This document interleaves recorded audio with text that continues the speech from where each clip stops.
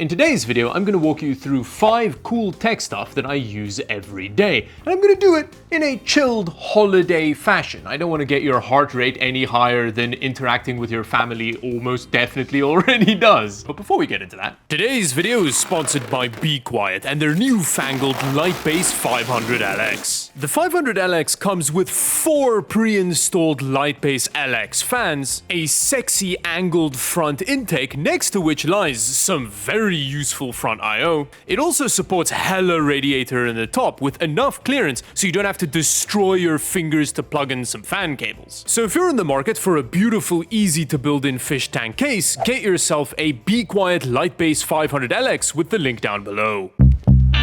Now the first thing I'm going to show you in this roundup is, well, not really a tech thing, so we're starting off this tech roundup strong. It's a good screen cleaner. Now, one of the main reasons I want to talk about a screen cleaner is because I think there's a little bit of a conspiracy on Amazon around which screen cleaner to buy. If you've ever shopped for one on Amazon, you've probably seen this one show up, Whoosh. And they're always bragging about how Apple uses it to clean their devices with, which, hooray for them, I guess. The thing is though, I don't actually like Whoosh. I've been using it for a while now as my main screen cleaner. I've actually bought several batches of it, and I'm pretty sure that Whoosh damages the surfaces of non-glass displays. Now, this may be due to user error. As far as the instructions go, I think it says you have to spray it on the cloth and then wipe down, whereas I was just spraying straight onto the display, which might be the reason why it was damaging the display. But even with it directly on the panel, I feel like it doesn't even clean that well. Now, this is entirely anecdotal. I'm not going to provide any empirical data to support my observation that this doesn't work that well and potentially damages your displays. Although actually, no, let's try something. I then decided to Dawid cheese up a tempered glass side panel and compare the Whoosh's cleaning ability to a different screen cleaner, which we'll talk about a bit later. An experiment which again made the argument of user error being the main culprit here really take center stage, because both of them seemed to clean equally poorly entirely due to technique. I don't think I did this very well. Oh no. Okay, never mind. We're back to no empirical data. We're just vibes based here. But I have recently switched over to this one. It's called IO Clean, and it comes in a nice big spray bottle with there's a good spray going on there. And I like this one more. It seems to work, anecdotally again, a little bit better than Whoosh does. So yeah, if you're like me and you are a disgusting human being that produces cottage cheese from their hands naturally for some reason, a good screen cleaner will help keep your devices nice and grime-free.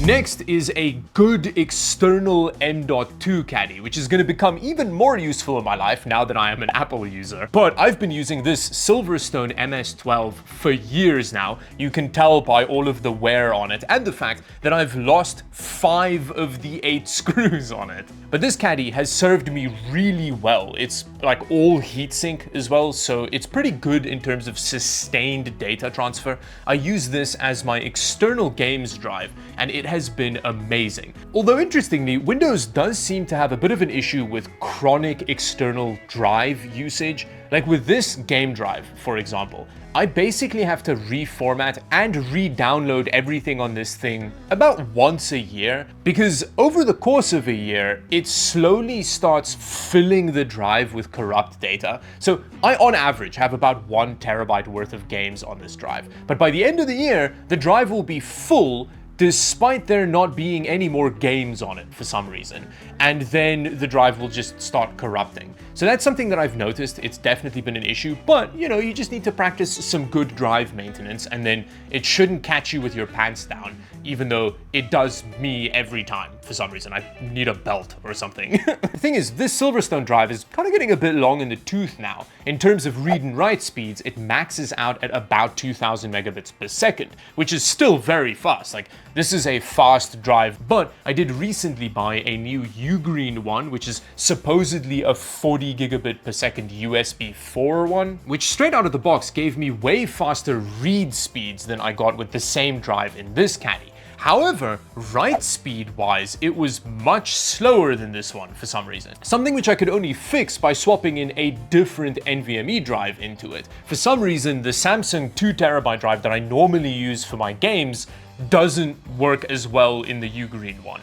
Not sure why that is. But yeah, get yourself a good external drive caddy, although probably not right now, unless you have some SSDs lying around.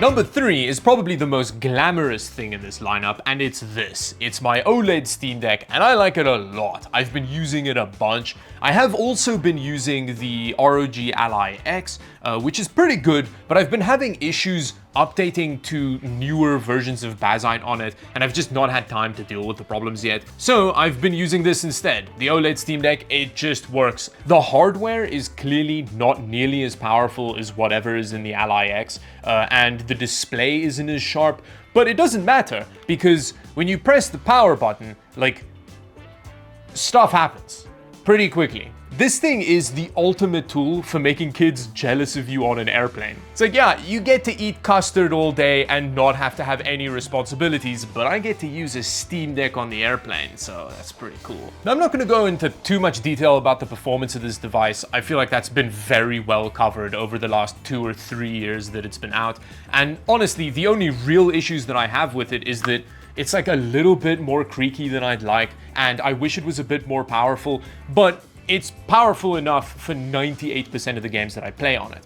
I will say that if you are traveling with one of these, I would recommend also getting a small battery bank. So this one is 10,000 milliamp hours. It's the biggest capacity you can take on a plane without them throwing you in jail, but it's still tiny. I like the size of it a lot. And this combined with a fully charged Steam Deck will give you hours of gameplay on an airplane. So that's a really good combination. And it also pairs well with the next thing that I'm going to mention. Now, the next thing I'm going to show you is probably the piece of tech I use more than anything, and it's a good pair of wireless Bluetooth headphones.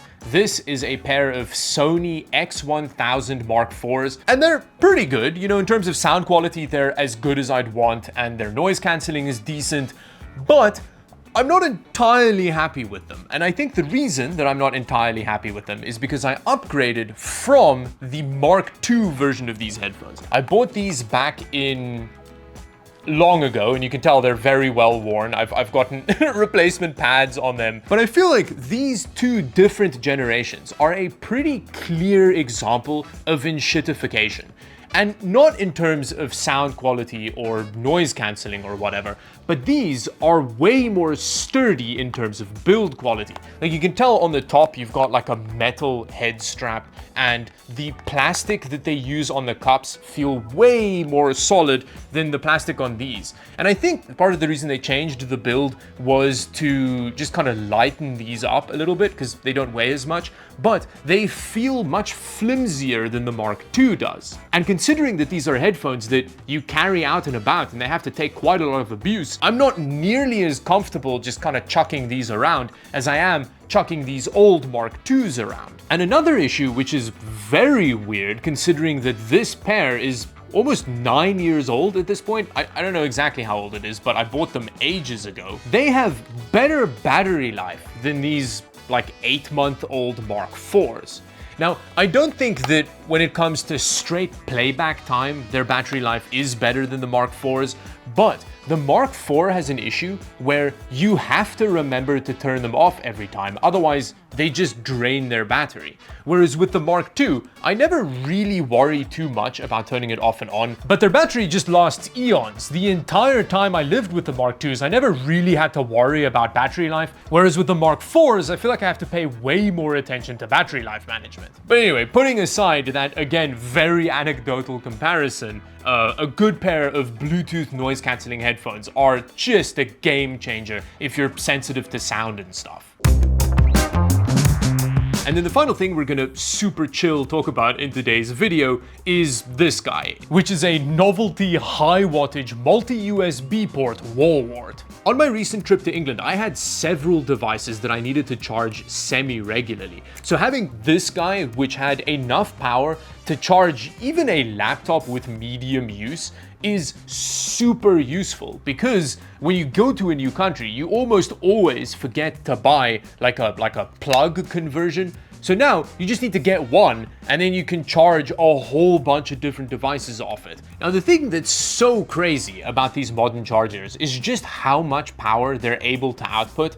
This one has a 65 watt and two 20 watt ports on it, which makes it not a super high power one. You get versions that can output way more power, which is very useful. It means that depending on what laptop you have, you don't even need to take a separate power brick for your laptop anymore, which is a game changer. Being able to run your laptop off the same thing that you charge like your cell phone and your Steam Deck and your headphones off of, and maybe even being able to do all of that stuff at the same time is huge. Now this one is by Gravistar and it's obviously very gimmicky. It looks like a little robot which has no practical use. In fact, its little legs that fold out, if anything, are just another bit of plastic that breaks off. And there are other options which have way more ports and power output capability on them. But who doesn't need some more whimsy in their life? Its eyes light up when you plug it in. It's cute. I like it. Basically, the point is just get a good wall wart with a bunch of ports on it and it may